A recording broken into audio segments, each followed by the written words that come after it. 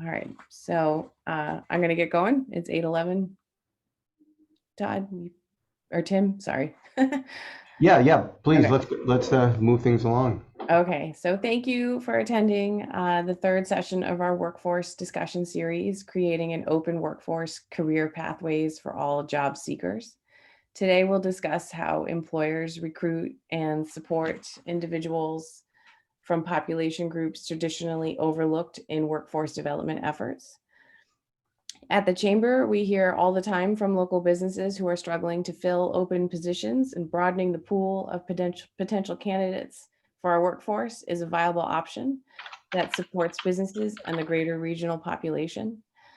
A ripple effect is set into motion as these success stories transform the Monadnock region from a dot on the map to a popular destination where opportunities abound for all within our cherished rural landscape. Since the launch of our regional issue series back in 2015, the Chamber has offered a space to discuss the challenges and opportunities that affect our prosperity and well-being. Topics like broadband, preventing and treating addiction, the economy of our arts and culture, and even our relationship with Canada have been discussed. Through the years, the most returned to topic has been related to our workforce, and today's discussion is a continuation of that tradition. Our recent discussions in this series have addressed partnerships between regional employers and programs offered by both institutions of higher education and our students in grades K through 12. We'll continue to host these discussions in the Southwest Region with the Southwest Region Planning Commission, as maintaining a sustainable workforce is a challenge we'll face for the foreseeable future. We hope you find today's discussion beneficial, and please feel free to reach out to us here at the Chamber with any follow-up questions. Thanks, Julie. I'm going to jump in here. For those who don't know Julie, she is with the Greater Keene and Peterborough Chamber, and I'm with the Southwest Region Planning Commission, and together the Chamber and the Planning Commission are hosting this series, as Julie just mentioned. And this is one that we, if I could just say a general comment about the regional issues series that's offered by our regional chamber. The idea here is to pretty much shine a light on issues that are of importance for the success of our region, for our socioeconomic viability and quality of life in an overall way. And so Julie gave a few examples of the kinds of topics that have been covered in the past, and I would encourage folks to stay tuned to future offerings, whether that be on workforce or other issues. So my role today in this session is to serve as panel moderator, and I want to thank those who've been so patient in getting organized for this session. It's one we've been talking about actually for the better part of a year.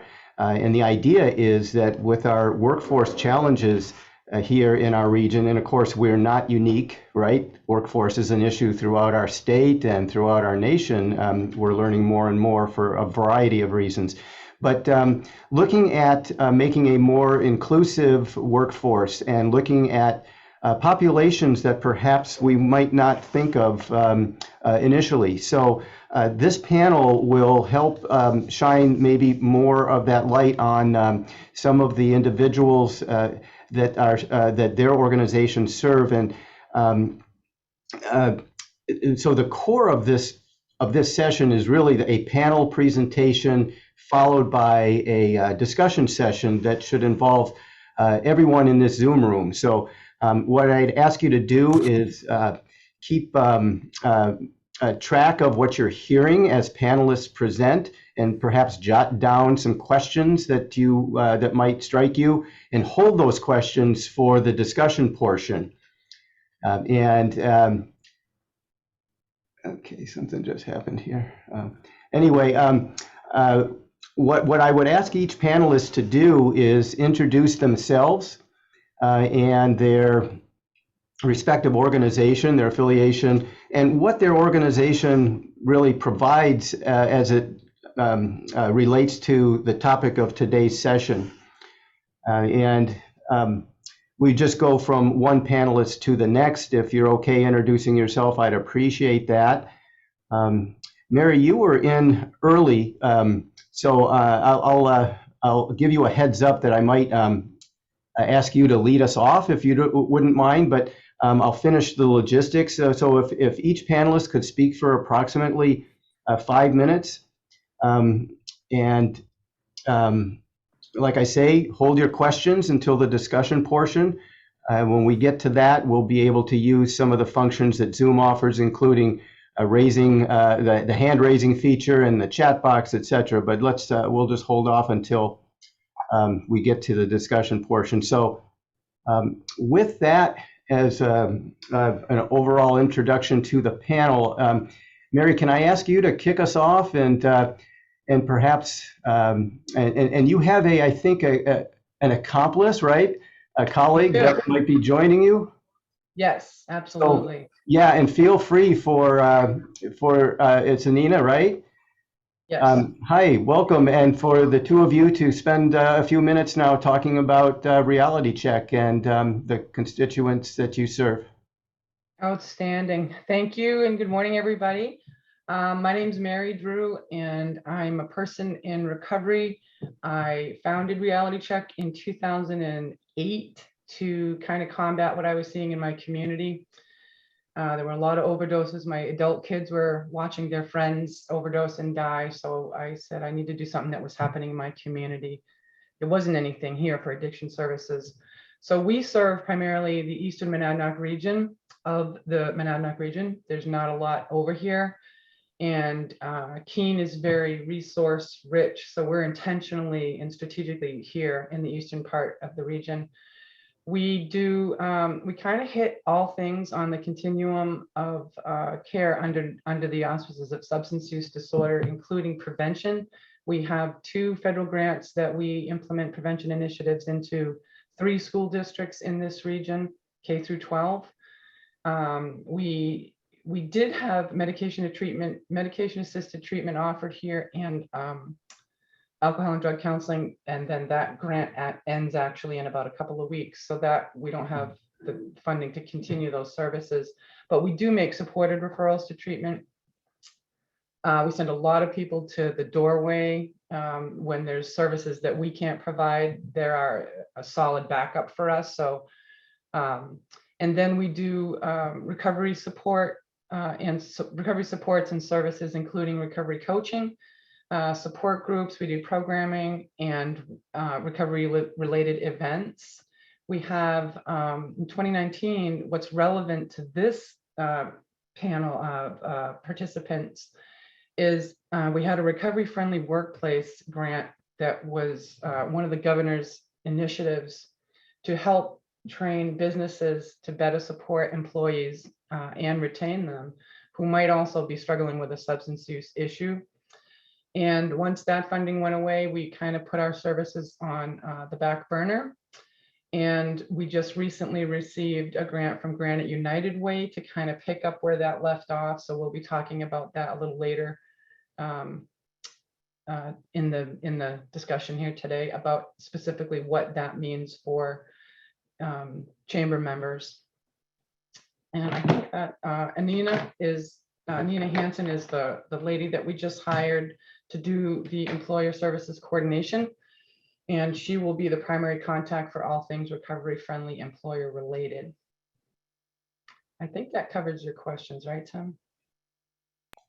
Mary, yes, that's fine. Thank you. And I think that there may be some questions when we get to the discussion part, and would welcome your participation at that point. Did Anina have any comments at this time, or maybe as we go through the program?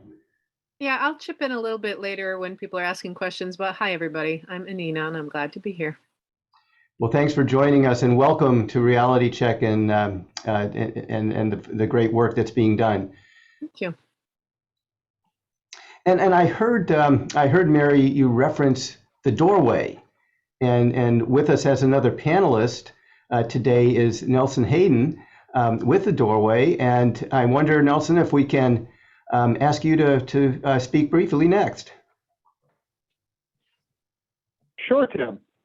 Good morning, everyone. Actually, seeing a lot of friendly faces on this Zoom call, and I'm a little bit taken aback because we're talking about workforce development, and I have some people from Human Resources from the hospital on this call, and maybe I'm not the appropriate person to be talking. But anyway, my name is Nelson Hayden, and I am the director of the Doorway at Cheshire Medical Center. And I assume the reason that the Doorway was tapped is because we're talking about tapping into people that are transitioning from incarceration / substance use and getting them into the workforce. Doorway at Cheshire Medical Center began about 3 years ago as a means of facilitating access to treatment for people with substance use disorders. And as the program has grown and transitioned and built relationships with community partners, what we've found is that giving people some support in their early recovery is so important. And one of the ways that people do end up feeling better about themselves is when they're employed. I think that Mary brought up the recovery-friendly workplaces, and I think that group of businesses that is recovery-friendly is growing. I also think that there is still a lot of stigma attached to people with SUDs, and if we can continue to work to break down that stigma and break down those barriers, we have a number of people that are seeking work and can benefit, as well as the businesses to benefit through employing these individuals. Doorway now is seeing upwards of 300 to 400 visits a month. Not all are unique visits. Some are the same person multiple times in the month, whether they're receiving bridge counseling, receiving MAT, etc. But it is a significant group of individuals, and just working together and trying to get these people back in the workforce would be a great thing. So I'm not sure if that's what you were looking for, Tim, but that's Nelson, thank you. That's great for some opening remarks. And like I say, we'll be having a discussion portion. So if you could stay on the meeting and be a participant in that, and certainly would welcome those that you referenced with the hospital, as you call the hospital HR and so forth. Is that you, Sarah? Yeah, so hopefully you'll be willing to join in during the discussion portion. Great, and so Doug, can I can we move to your place? Sure can. Good morning, everybody. Julie, could I try sharing my screen? I have about 5 slides that would accompany my remarks here. Yeah, go ahead. Can people see? Yes. Yep. Okay. So again, hello, everyone. My name's Doug Yazway. I'm the superintendent at Cheshire County Department of Corrections. I've been in this position for about 2 years. Previously, I was the case manager here at the jail for about 12 years. And that role involves assisting inmates with release and reentry. My background's in clinical social work. I'm going to give you a quick snapshot. I won't read all of this, but this is the jail population in a nutshell. About 100, another 20 or so that are on community-based programming. A lot of folks coming through. Most are local, Cheshire County, mostly female, mostly pre-trial, meaning held on bail, not yet convicted, and a lot of high risk, high need folks, including people with lower education, unemployment or lower employment levels, about 80% substance use disorders. Briefly, this is the staff here, mostly correctional officers. There are 4 clinical staff, including, not including myself, but including a case manager who took over after I left. And this is essentially what the case manager's doing to help people that stay any significant length of time. He's doing an assessment of their risk factors and needs, including employment. About 20% only are employed at the point of release. Most of that is that they manage to retain pre-existing employment. We have a lot of homelessness, and I mentioned the other risk factors there. In the past, we've had some grants that have supported more creative and robust employment-related assistance. Those have come and gone. We've had some volunteers come and go. We had worked with a temp agency that came on site and did some interviewing and screening. But what you're seeing on the screen is kind of the basics of what we still try to help offenders with. I would love to offer more. And No, I can't. I'm not able to. We certainly have a pool of persons looking. Michelle, I'm sorry, Doug. Michelle Cruz, would you put yourself on mute, please? Thank you. I'm sorry, Doug. No problem. I'll just close by saying in New Hampshire, like most of the states, as many as 1 in 3 persons have some type of criminal record, and the lifelong consequences of a criminal history and the stigma that accompanies that stands in contrast to research on redemption, meaning that research shows that individuals that have prior nonviolent convictions, if they can stay crime-free for 3 to 4 years, their risk of recidivism, risk of rearrest returns really to baseline, no more significant than someone who has no criminal history. But it certainly is an obstacle to their moving on with their lives. And as I said, we'd be very open to potentially partnering with employers that might be looking for a pool of potential employees. I'll close there and thanks, Doug. Thanks, and hold that thought about partnerships, because that's precisely what we're hoping can come out of a session like this. So stay tuned. And I'm wondering, I don't know, Todd Fahey, welcome to our session today. I don't know, I tried reaching you in the chat, but I'm wondering if we can shift a little bit and ask you to present a bit by introducing yourself and talking about, well, maybe potential for retirees contributing to our workforce. Sure, happy to. Good morning. I trust you can hear me. Absolutely, you're coming through loud and clear. All right, so let me start with some myths and some realities, and I have 5 minutes, Tim. Yes, and if you could just indicate your affiliation would be super. I will. So I am Todd Fahey. I'm the State Director of AARP New Hampshire.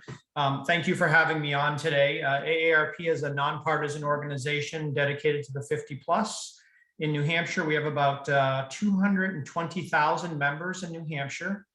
And so let me start with a little funny myth. And so I was on late because I had to pivot immediately for well, not completely immediately, but somewhat immediately for technology to switch from one laptop to the other to be able to get on to do this. I share that with you because I present as a 55-year-old native Granite Stater who was able to seamlessly move between laptops and make it happen. So the whole myth for those employers who are on this call and others listening that older folks, and I guess I'm one now, see the gray beard, are not able to deftly manage technology, it's a myth, all right?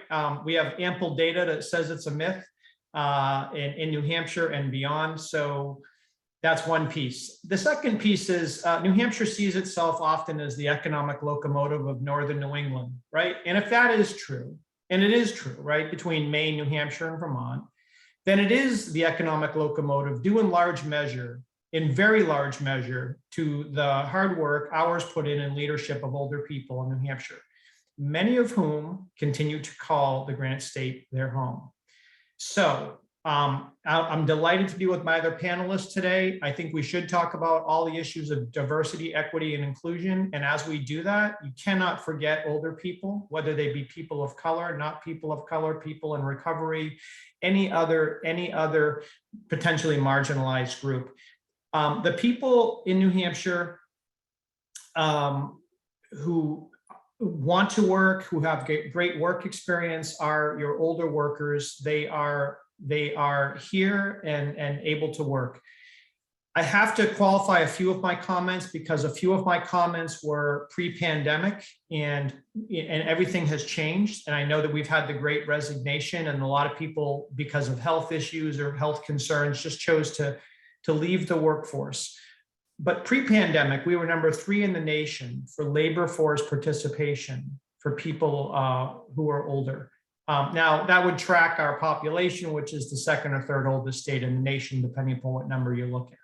Nonetheless, we had a lot of people participating in the workforce. How do you get them back? You welcome them, okay? And look, I have younger people in my life. I'm a mentor to many of them. I have children, adult children.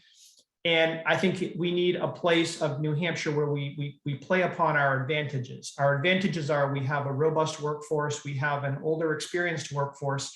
We have ample amounts of data that say that younger generations and older generations really like the idea of an intergenerational workforce where people can learn from other generations. So I think as you're signaling and trying to find people to work, you need to signal to older people that they're welcome in your workplace, that you understand that maybe they want to work 3 days a week, 4 days a week, 5 days a week, maybe they want to work 40. And 2 big things, and I'll end with this, that people consider, it's age discrimination is alive and well in New Hampshire. Make no mistake about it. It's a bias many people have. You make assumptions about people. And it's ageism is one of the it's not good, one of the persistent isms that we accept tacitly or otherwise, which needs to stop. And then the other piece is the salary discrimination. And often people apply for jobs and employers just say, well, this person's got an MBA or this person had 20 years of experience and they're going to be too expensive. You don't know that until you talk to them. Do not do that, please. For the sake of those people, if we really are concerned about building a better world, people listening to this call, you have it in your power to do it. Give a person the shot, screen them, give them an interview. Make sure your screens don't filter them out because they might be older. You don't know if they just want to work 20 hours a week because they want social interaction, because they want to give something. They may turn out to be your most valuable person. So I'll pause there. Thanks, Todd. And as difficult as it might be for some of us to hear about age discrimination and wage discrimination being alive and well, unfortunately, it's important that we talk straight here. So thank you for that, and I'm hopeful you can stay with us for the discussion portion. So thank you much. And so moving on, Mike, can we have you go next? Sure. My name's Mike Piasmi. I'm with the WIOA program. It's a federally funded program. What we provide is employment counseling, career counseling services for those who are eligible, who are looking for full-time employment, or possible school training. Most of our referrals are for training. For training, it pretty much has to be something where there's a demand for it, a labor market, because we don't want to set them up to fail. We do, for those who are enrolled in working with the program, we do provide emergency support services when needed. They do have to already be enrolled, so it can't be like an outside referral. I need my car repaired. We can't help out with something like that. But if they were enrolled and they're in training or looking for employment with us, working with us, like car repairs, we've done mileage reimbursement to training. Some of the employment counseling is resume interviewing, job search strategy, job referrals, talking about networking. A lot of the main barriers that we have, disabilities, substance misuse, there's age discrimination. So we work with pretty much every population as long as it's for full-time employment that they're looking for, being the ultimate goal. We do have some eligibility criteria that we look at. One, TANF food stamps or under our income guidelines are the main things, but we have other ways of getting people enrolled who might be a little bit over the income guidelines or maybe have other barriers that are significant enough to enroll. And I'm located right at the Employment Security Office here in Keene, and I cover Keene, Claremont, and it was supposed to be temporary, but Berlin as well. Well, Mike, having Berlin in your portfolio, you cover a big part of the state then. It's all remote, and I'm able to do it. Okay, well, excellent. And thank you for that. And please stick around for the discussion. And I'm going to ask Lisa to speak next. And I'm wondering, Julie, if we can provide Lisa with a screen sharing capacity. Yes, you should have it. Is it not there at the bottom? I think I am able to screen share. Good. Thank Excellent. you. Good morning. I'm Lisa Bodewin. I'm the Executive Director of ABLE New Hampshire. ABLE stands for Advocates Building Lasting Equality, and I appreciate the invitation to join the conversation this morning. ABLE New Hampshire is a disability justice nonprofit. We do advocacy and policy work with and alongside people with disabilities. We do not provide direct supports and services for people with disabilities to live in communities. We are a disability justice organization looking to make sure that people with disabilities have robust community-based lives, and we address the barriers that prevent people with disabilities from taking their place. One of our big projects is called the Transition to Employment Task Force. And we decided to do the Transition to Employment Task Force because people with disabilities can and do want to work. And I'm speaking of the folks with developmental and intellectual disabilities specifically, although ABLE New Hampshire does provide policy and advocacy for all disabilities and disabilities across the lifespan. So rates of employment for people with disabilities are the lowest of any protected class in our nation, despite that people with disabilities can and do want to work. And Todd, I'm glad you went before me and spoke of ageism, because ableism, which is a system of discrimination against people with disabilities, is very alive and real. And we know this because all the data on outcomes for people with disabilities indicate, oh, there's Forrest, indicate that people with disabilities experience the poorest outcomes in all life metrics, including employment outcomes. So we have this employment task force because it's really tough out there for people with disabilities to be seen as valuable employees with gifts, talents, and strengths to share. We also know that the providers of supports and services, for whatever sets of reasons, have a really difficult time with the model that they're using to facilitate people with disabilities getting jobs.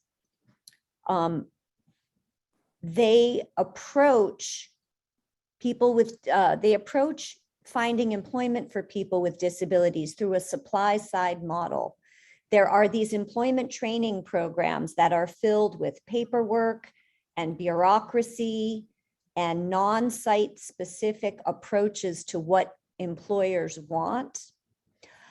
Able New Hampshire, through its research, has discovered that perhaps a demand side approach, perhaps employers need to be making clear what it is that are their barriers to hiring people with disabilities, right? So the human services sector doesn't capably speak business to employers, right? Human services sector wants to sell the employment of people with disabilities from that, oh, you know, this is a good thing, you'll be from a quasi charity approach, rather than from an assertion that people with disabilities can and do want to work. And I know I've said that 3 times, but when we think about the stigmas and stereotypes around people with disabilities, they are not affirming stereotypes. And I'll give you a quick story. And Forrest, is it okay if I tell a story about your work, your hunt for a job? Sure. Great, thank you. So Forrest applied to pretty much every single business in downtown Peterborough because he understood that he could not travel to work. Transportation is a real barrier for people with disabilities. Nobody gave him a chance in downtown Peterborough. So Forrest began drumming in Native American drumming in downtown Peterborough on a schedule every day in 3 different Native American languages. Now, if I were an employer who saw my other son, who is 5'11" with sandy blonde hair and a bright smile, playing music and singing in 3 different languages, I might think as an employer, wow, that person is out there giving themselves something to do. They're creative, they're inventive, they're willing to put themselves out there, clearly intelligent if they're playing music. That person needs something to do. I think that person might be a great employer.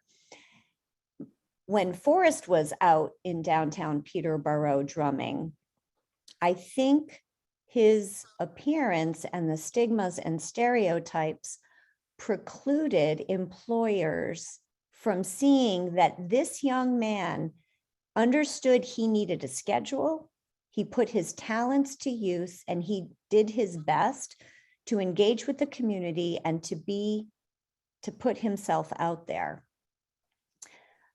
I think that if I were an employer and I saw someone who I offer that story because I think that if we can change the lens from which we approach seeing folks who have stereotypes and stigmas associated with them, we might be able to mine out their potential gifts, talents, and strengths. We might be able to see people for actually being people rather than their disability first. So I just wanted to give you a couple of projects that Able New Hampshire is working on. We have a business roundtable right now. It's still nascent. We are looking for business leaders, business owners, and managers, human resources folks who want to sit on this roundtable and inform Able New Hampshire on what it is that are the barriers that employers face when trying to hire people with disabilities, so that we can then come up with creative solutions. Because we understand as an organization that vocational rehabilitation and some of the human services agencies have a number of barriers. So we would like to more effectively connect employers to people with disabilities and bypass some of the barriers. But unless we know what employers experience as barriers, we can't tear those barriers down to more effectively raise rates of employment for people with disabilities. So that's one thing. We have a business roundtable. The second thing is we had planned a reverse employment fair that was supposed to have happened this month in March, but Omicron popped up and really it pushed back the planning, the execution for the reverse employment fair. And so what we want to do in the Monadnock region is connect people with disabilities to employers by inviting employers to come and meet people with disabilities to make sure that employers know that people with disabilities can and do want to work. And is it simple onboarding people with disabilities? Does it take some customized employment, some job carving, some creative approaches to transportation? Yes, yes, and yes. But when businesses hire people with disabilities, morale goes up, people with disabilities show up on time, people with disabilities are loyal, and we know from the data that it is good for the bottom line when people with disabilities are employed. It reduces their overall dependence on public resources, but businesses benefit. And we know this because many national employers are doing it. So I'm probably getting close to more than 5 minutes. I have just a couple more points.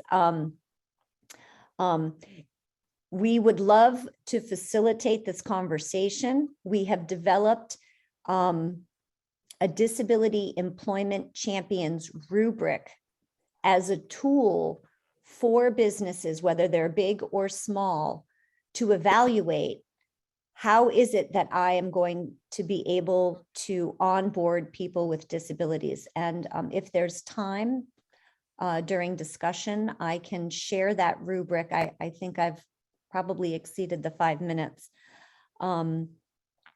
So thanks for the opportunity to let you all know that there is this incredible untapped pool of human potential called people with disabilities. And Able is looking forward to the opportunity to helping employers find ways to recruit, train, and retain the workforce that is people with disabilities. Thank you, Lisa. Thank you for your information, your passion, and your offer for continuing the conversation. You mentioned Forrest, and I see Forrest in the call, and I'd like to, hi, Forrest. I'd like to give you an opportunity if you would like to speak to today's attendees. Here would be an opportunity if you'd like to. Yes. Thank you. Forrest, just a quick reminder, we are talking about people with disabilities working and why it's important for employers to consider hiring people with disabilities. Cool. Yeah, so I was showing up. I was in the shower, but that's okay. That's fine. Do you have something you'd like to share with members of the Keene Peterborough Chamber of Commerce about employment for people with disabilities, Forrest? I can only share from the Concord chapter that I represent. So I represent the Concord chapter, and the disability employment fair is still on hold because of Omicron. And we have a T2, a employment task force that we have. Tim McKernan is giving a lot of information about the job fair and stuff like that. I am sure that the disability employment fair is either going to be later on this spring when Omicron is out of the way, and looking forward to it. This is Julie from the chamber. We would love to learn more about that fair and see how we can help with it and be a part of it, and maybe meet you in person for us. That would be fantastic. Cool, thanks. And Forrest, thank you. I really love your optimism about Omicron exiting. So let's all hope that that's the case. And so thank you all to the panelists and for your words. I'm hearing some overlap about discrimination. I'm hearing some consistent messaging about the importance of being educated and getting ourselves to a position where we can understand the true potential of some of the populations that are being represented today from today's panelists. I want to encourage panelists, if you haven't already, some of you have, feel free to share information, how to contact yourselves, links maybe to your organization's websites, other resources you might have. We do have in attendance some employers that you may end up hearing from. So encourage you to do that. Also in the chat, I'm really struck by, and I know I couldn't say it as well as he could, but a note from Todd Fahey: there is no legitimate reason why any person who wishes to work in New Hampshire should be unable to find a job given employer needs. We need a new lens, courageous business leadership, and a measure of heart and trust. I think that sums up a lot of what I'm hearing among the panelists. And what I'd like to do is open up this move to the next phase of the session and open it up for some conversation, some discussion. That could be comments, it could be questions. And I'm seeing right now 36 people in the Zoom room, and it would be awesome if we could hear from everyone in one way, shape, or form. Feel free to use the raise your hand function in Zoom. That can be accessed through the reactions icon at the bottom of your screen, if your screen looks like mine does. I don't know if it's the same for everybody. Also, you can physically raise your hand. You can use the chat feature of Zoom and pose a comment or question there. I'm going to turn to Todd Horner, my colleague here at SWRPC, and maybe he can help me monitor the raised hands and the chat box. So who'd like to jump in? I see Allison Welsh, and followed by Bob Meisner. Hi, everyone. Good morning. I'm trying to lower my hand. I can't do multitask, apparently. Okay. Good morning, Thank Allison. you so much. Good morning. I apologize for jumping a little bit late. I was at the periodontist with bad news, but that's okay. This presentation is incredibly timely, and I'm really thankful for Tim and your colleagues for setting this up, and so appreciative of the presentations. For those of you who don't know me, I run a drug court and oversee the mental health court. And clearly my population is discriminated against when it comes to employment. One of the ultimate goals of the drug court is to become a productive tax-paying member of the community. So we really work on getting people re-entry into the workforce. And I can't tell you how disheartening it is. I've had one guy who really works, and that's his self-worth, his esteem is based on being able to work. And he's been told he's had jobs and then the last minute turned down because of his record. And if we as a community can't believe in rehabilitation, then what I do is worthless. So it's disheartening. And I've seen there's federal lists of employers who will hire people with criminal backgrounds. I'm kind of hoping that as a community, we can sort of get employers that are willing to hire people. People in the drug court program especially are highly structured and monitored and want the ability to support themselves and their families. So I'm thankful for this presentation and would love to have more employers that I could reach out to expand our services. So thank you for this.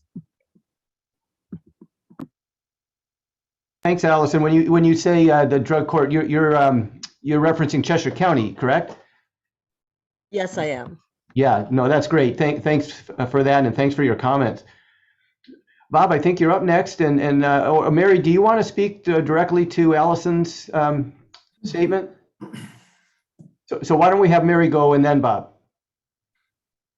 Okay, thank you, Bob. Yeah, I was just going to piggyback on your comments, Allison. So just to back up a little bit, we were one of 5 grantees in the state in 2019 that received a recovery friendly grant through the governor's initiative. And I'll tell you, it's a foreign concept. It's a really difficult foreign concept to try to convince employers that it's their responsibility to kind of care about what happens outside of their 4 walls and not place such an emphasis on their bottom line. But they're in business for a reason, and they can't stay in business the way business as usual is happening right now. So from an economic perspective, what we're doing, we just received a second recovery friendly grant about a couple weeks ago. It does go through the end of December, and our services are free through the end of December. And then we're switching to a contract or and subscription model for services for sustainability purposes. But what we're doing is we're meeting with employers that had attended our conference in 2019 to follow up with them and to kind of identify specifically how we can work with them to maybe modify their policies to be a little more supportive and less punitive, to open up their interview questions, maybe to be to include questions around recovery. I know that that's awkward, so we do a little of supportive training around that. We are developing online training that anybody can take, managers, supervisors, employees who might have been caught with, maybe they're impaired on the job or they have paraphernalia in a company vehicle or whatever. So working with employers directly is what Anina is going to be doing, and kind of identifying specifically for that work site what they need in order to become recovery friendly. We'll support them in that designation if they want it, to get that through the governor's office. But more importantly is actually putting theory to practice and implementing those strategies that they're actually supporting. They're actually hiring people in recovery. They're actually supporting people with mental health or substance use issues who work for them. So they're able to retain the talented employees that they have currently by getting them the resources and support that they need to stay employed. And that includes, so we have like some services, and I put our website employer services link in the chat for folks. We're building the online trainings. That's for anybody. We have working with hospitals and the emergency departments and behavioral health departments, so we can support patients that might be brought in with an overdose, or we don't want the ED to be the only point of entry that we're able to help people. We're working with Doug Yazway with inmates pre-release to better support them when they are reintegrated into the community, to make sure that they have recovery supports in place, a real solid health and wellness plan and goals that they're working toward. And we're working with treatment facilities, same deal, pre-treatment end. Allison and I had met, I don't know how long ago that was, but we needed, the grant went away, so did the services, so we need to reconnect. We deal with walk-ins, and we deal with any kind of employers. Maybe the larger employers are going to be the target of our outreach for this year. And then we also want to be presenting to local chambers at least 2 to 3 times this year, because you have the population that we're targeting. And we feel like we'll have the most impact, bang for the buck, so to speak, by presenting to the chambers memberships. And what our goal is, one of the goals is out of this thing that we've kind of like heard over and over, is the creation of really a searchable database of employers that are recovery friendly, employers that are felony friendly, a combination of that federal list, and new businesses that have come on and are practicing recovery friendly strategies, as well as a place for people who are in recovery to put their resumes in, and to create new resumes, and to get their job skills in the same database, so that those employers that want to hire people in recovery have a specific database to choose people from. And if So I can that's just what we're jump going. in.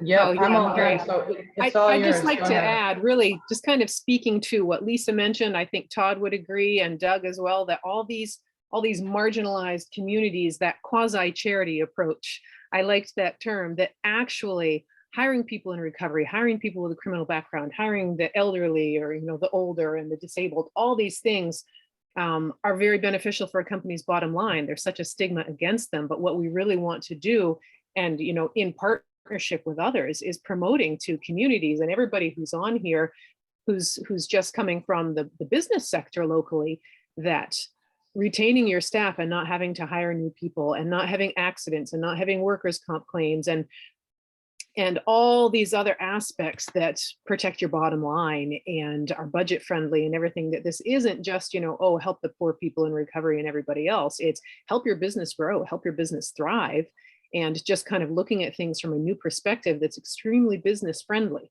So that's really our goal as well, is just to expand education for everybody out in the business world and running businesses, that this actually is going to help you in a lot of ways that you might not have considered. And we're going to show you how and help you maximize those opportunities. Thank you, Anina. Thank you, Mary. And I'm going to assume that the training session that is offered for employers is accessible through the link that's in the chat box. Is that right? The training sessions are being built. The online trainings are being built, but we do live presentations to employers around Addiction 101, signs and symptoms of use, because they might not recognize that someone's using right in front of them. Okay. They know that they're maybe nodding out at a machine, but they don't know if it's because they're tired from the night before, or maybe they just went and used in the bathroom.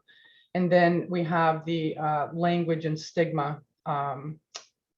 There's a few that we're working on, creating, return to work agreements, where, maybe people who have had to take some time off to either get treatment, they would have included in those agreements they would be allowed to go to support groups during the day. They would, maybe random urine testing, different kind of ways to help that person, maybe counseling, or make sure they have a recovery coach ongoing. So it kind of just makes sure that that person is really comprehensively supported through their new phase after coming back to work.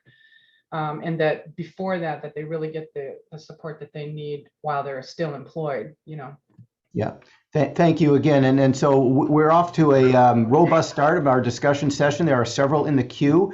I want to respect Bob. I think you're up next. And it looks like Andrew, Todd, Michelle, and Lisa are also in the queue. Thank you. And boy, am I glad to hear from Mary and Todd, because I think what I want to share, just 2 points quickly, is the first is there a and maybe the chamber knows about this, is there a I called it a volunteer database of seniors. Obviously I'm a senior, and I do volunteer. I'm also teaching at Keene State College in their call program, a course called The Fourth Quarter. I shared this with you, Todd, the other day. And that's about people who are in their fourth quarter. And from my perspective in teaching this, it echoes what everyone is saying, especially Todd here on the capabilities of our senior citizens. But is there a database? So it doesn't go to LinkedIn or to Indeed, where a senior might just get lost, but rather just the Monadnock region, let's say, database, where employers that are looking for part-time people or full-time people can search this database and maybe a thumbnail of what the capabilities are of these individuals to bring them on board, because of they like people with disabilities in some senses. They have a lot to share. And now I want to mention that so I'm looking forward to someone commenting on the possibility of a database for that. The other is that the Team Jaffrey is looking for an executive director. So here in this forum, I want to throw that out. It's a part-time job. It's on the Team Jaffrey website as far as the job description and so on. And this is for anybody of any age that is interested in a paid position in a municipality that's working on the TIF district to help local businesses. So I'm tossing that out there selfishly for the people here in Jaffrey, and I'll leave it at that. Thank you very much. Thank you, Bob. And I don't know if anyone can comment on the availability of a database. Feel free to use the chat function for that. Andrew, I think you're saying that you can hold off for a moment. I do want to put a call out before going to, I will call on Todd Fahey. I know you've been patient, but I do want to put a call out to, based on the conversation to this point, I would really be interested in hearing from perhaps someone from the HR perspective or from an employer, and just to hear thoughts based on the conversation so far. But Todd, go ahead. Thank you. Thanks, Tim. So I want to make it clear about one thing that I didn't bring it up. I mean, I'm a New Hampshire native. I grew up here. I have been entrepreneurial. I've run my own companies. I am 21 years a business lawyer. So before I joined AARP, I represented a lot of businesses, right? So the business folks who might be rolling their eyes, and I don't think you do it with any disrespect, but I did ask to speak to the element of risk and fear. And I do, we are a small business state. And I think that advocates, and I don't mean to suggest that you don't do it, but I'm imploring all of us to do it. You need to understand the mindset of entrepreneurs and small businesses. And we have to speak to their tolerance for risk and their legitimate fears. So fears, sometimes my grandfather used to say, like, fear is the lengthening shadows of ignorance, right? You don't know, you're fearful of what you don't understand. Cool expression, he's long gone, but he lived till 102. So I don't know if that's true or not, but I do think it might be. I mean, people are fearful of what they don't know. The other point I want to say is we continue to talk about employers like a monolithic block. They're no monolithic block, right? They're people. They're granite staters, or maybe they're out-of-staters, but no LLC or corporation or partnership acts as an employer. They act through human agents. So let us not pretend that people aren't making these decisions. People in the corner offices, whether they're the HR directors who are legitimately empowered to make these calls as to who to hire, or they're the company owners or the VP of human resources, many of whom are my friends, and I have these discussions with them frequently. And I've said this before in broader forums, they're making the calls to either look at these populations generally or not. Right? They just are. And I don't say it's either good or bad. I just think for some of the reasons folks have outlined before me, my co-panelists, that it's perilous not to. There is such a need for people that we should not be overlooking any population who is ready, willing, and able to work. And then I guess I want to sum with this. And again, from a lawyer's perspective, because I spar with lawyers over it, there is risk in doing nothing, right? You don't hire people and you can't deliver services. Whether you have a landscaping company, a trash removal company, a cleaning business, and if you can't deliver on time, you're not going to have a business. And again, somebody spoke to that earlier. So there is risk in doing nothing. And there is probably risk sometimes in hiring people who may not fit your prototypical employee, whatever that is, like the stereotype that's been created for the perfect employee, if such a person exists. I just think we need to maybe revisit that.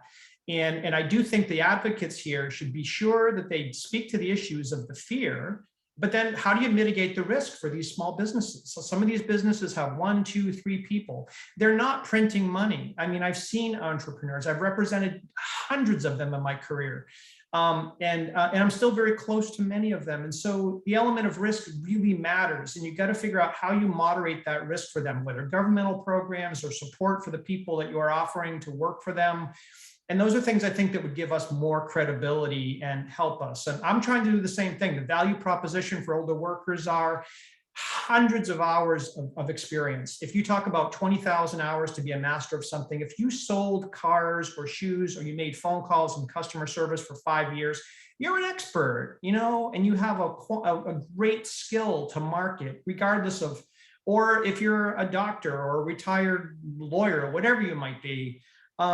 And so I don't know, I'll pause there. I have a lot to say about this, obviously, but I think it's a great opportunity. We have all these advantages in New Hampshire. Like, an older state is a competitive advantage. Stop running from it.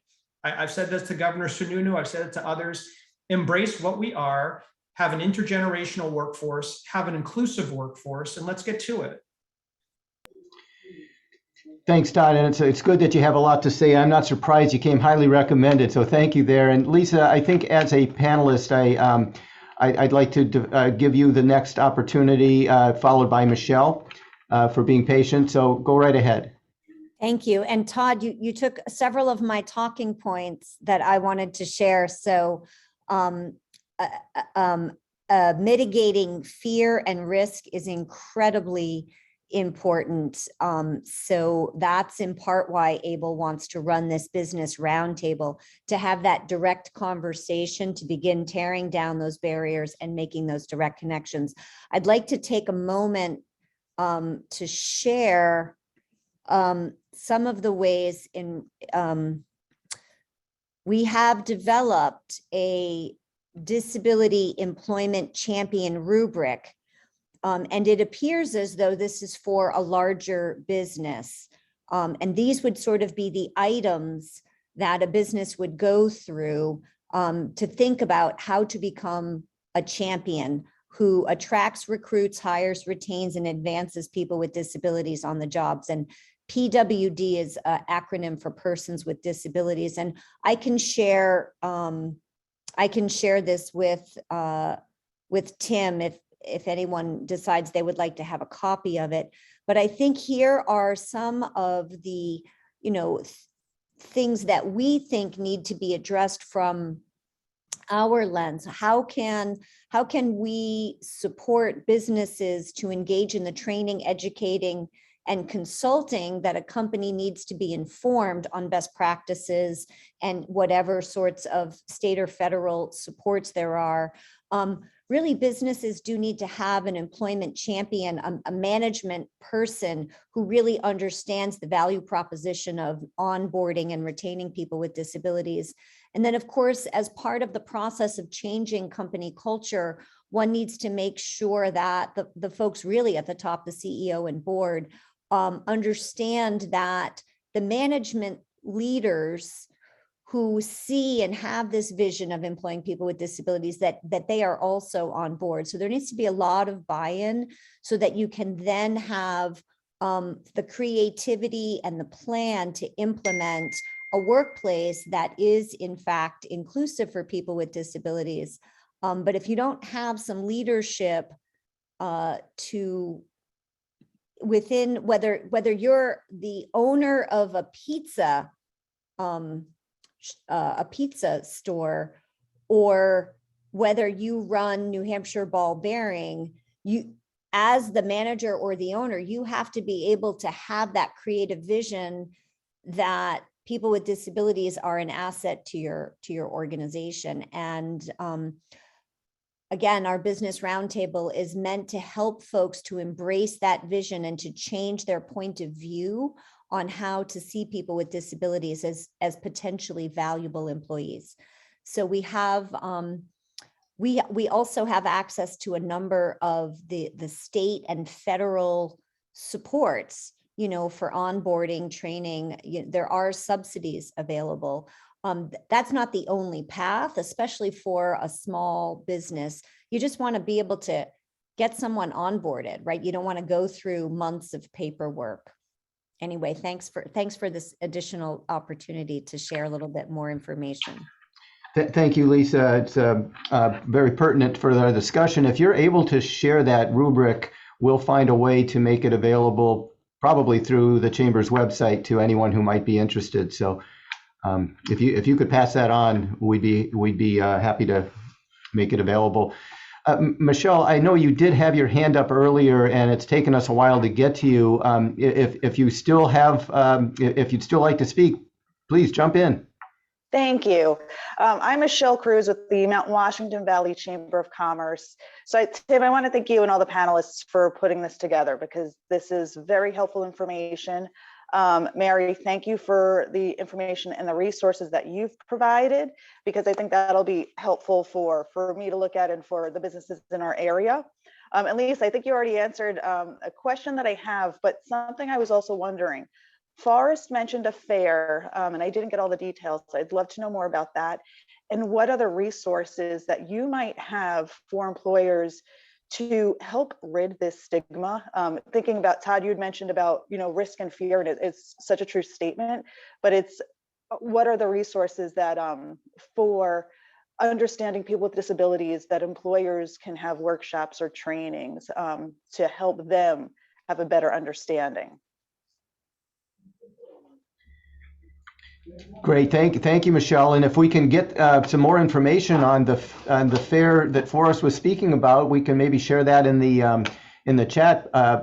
And maybe you'll sponsor through your chamber a similar session in the not too distant future. Yeah.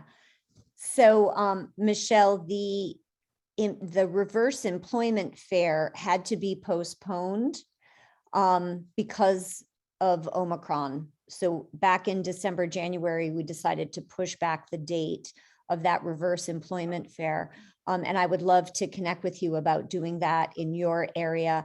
And we definitely need more partners, both providers of supports and services for people with disabilities, as well as employers, because if we want to have a fair where employers actually show up, but it's an interesting and innovative model, right? Because generally it's businesses that are hosting events and putting their work opportunities on display. What we're trying to do is to say people with disabilities have skills and talents to share. So let's connect. And there are a number of federal resources online that help small and medium-sized businesses to make alterations within their business operations in order to be able to onboard. And a couple of those, I'll have to get you the resource list that we've generated.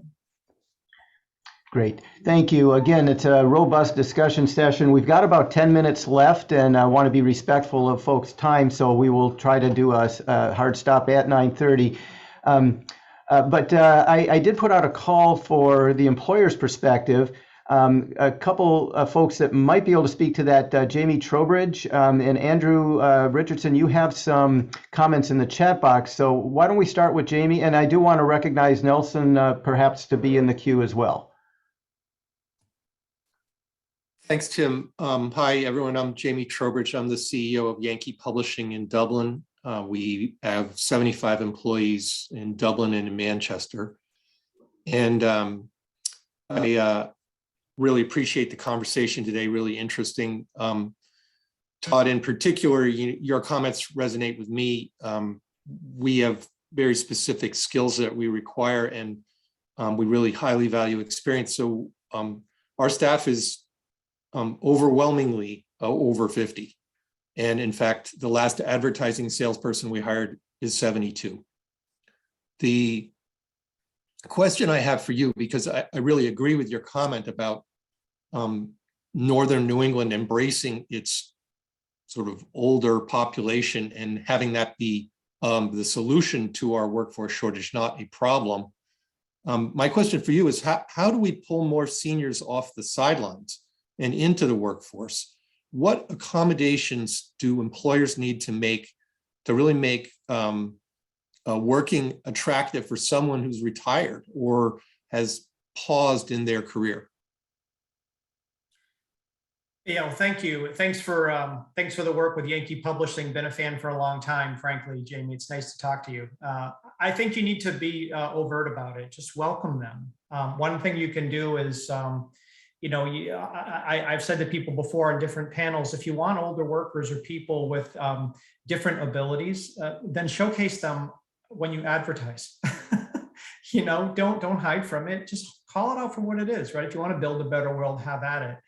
Older workers, they want some flexibility. Maybe that's one thing that they want. I think you need to speak to their interests and say that you're open to talking to them.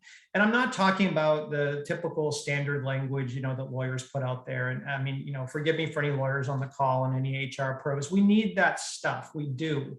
But I think we're talking about going deeper here, right? We're going a lot deeper. How do you speak to the hearts and minds of people? How do you move employers to act? So, just be out front.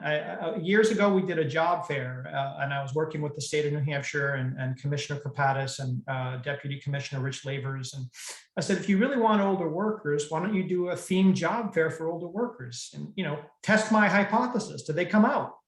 Do it. And they said, well, we can't restrict only to older workers. I said, well, of course not. Have everybody come. But if you want to theme one like you do for veterans or something, do it. 500 people showed up early. The employers were giddy. This was pre-pandemic, 2019, 2020, right? And it's the same kind of thing I think Lisa's talking about, these reverse job fairs, right? I mean, just like turn the whole old model on its head and do a little bit of work to understand what we have a lot of resources on our website, what older people want. And just educate yourself to that issue and maybe represent that. Sometimes people just want connectedness. Look, everybody wants to matter. There's so much baloney about, we talk about, respecting people and caring for people. Like, what does that look like, right? It looks like giving the person an interview or maybe responding to their resume, even if you don't interview them. Those are the types of things I think you can do. And I think we have a lot more power to build a better world. And, I don't always succeed in it. I try to hold myself to that standard, but I think you can with the influence you have, Jamie, as an employer of all those people in a platform like Yankee Publishing. I mean, you have a megaphone, but many people don't. Hope that helps. Thanks, Jamie and Todd. And Andrew, did you want to jump in at this point with Nelson on deck? Why don't you go ahead and have Nelson talk for the sake of time, and some people are answering my chat, so that that should be sufficient. Andrew yields his time. Thank you. I haven't had someone yield time to me since the last time I watched CNN, I don't think. Anyway, I want to speak a little bit to what Todd brought up, which was stereotypes. And it's interesting to me that both stereotype and stigma begin with the letter S, and there must be a reason behind that. I think that what we see in our minds when we look at a resume or look at a candidate is very important, and that's what really needs to be retrained through this this work. I know that a couple of years ago, I was asked to sit in a boardroom at Cheshire Medical Center and talk about Cheshire Medical Center becoming a recovery-friendly workforce. And as I sat there, I kind of said, geez, I'm not sure Cheshire's ready for this, but I sat there and I listened, and what I know through my work at Cheshire and my work at the Doorway is that, and I think Sarah will attest to this is that Cheshire really has taken this recovery-friendly workplace and kind of ran with it. And I think we've had success with people in recovery. I think we've had instances where it didn't work out, and I think people that weren't in recovery we've had some success with, and we've had some that didn't work out. I mean, it's just kind of how employment goes. But as we think of stereotypes, I mean, I'd kind of like to ask the group here, and you can shut your eyes if you want to, or you can keep your eyes open however you want, but kind of think about, what does a person in recovery look like to you? What's that applicant going to look like? And just kind of take a few minutes and through your experiences and whatnot. And I'd just like a show of hands of how many people came up with the image of a middle-aged guy with a blazer on in a panel conversation. And I'm sure not everyone came up with that image of a person in long-term recovery, but I am.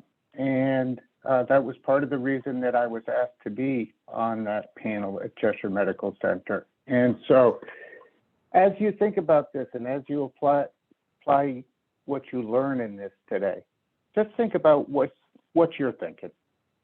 That's all. Nelson, thank you for that visual image. It's very compelling, and seeing the time, I really want to thank all the panelists for participating in today's session.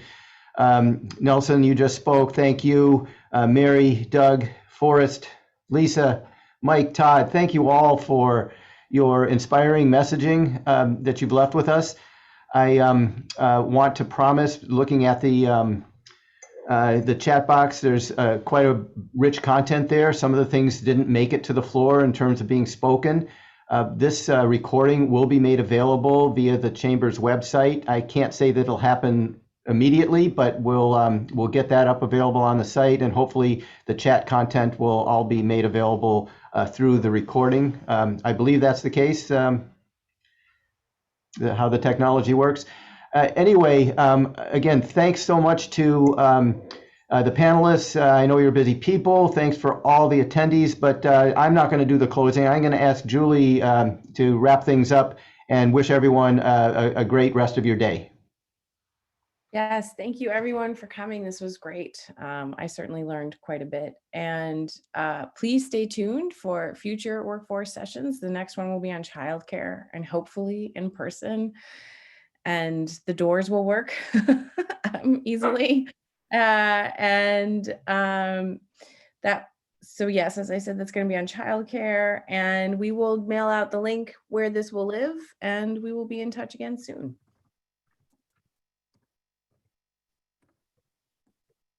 Thank you, everyone.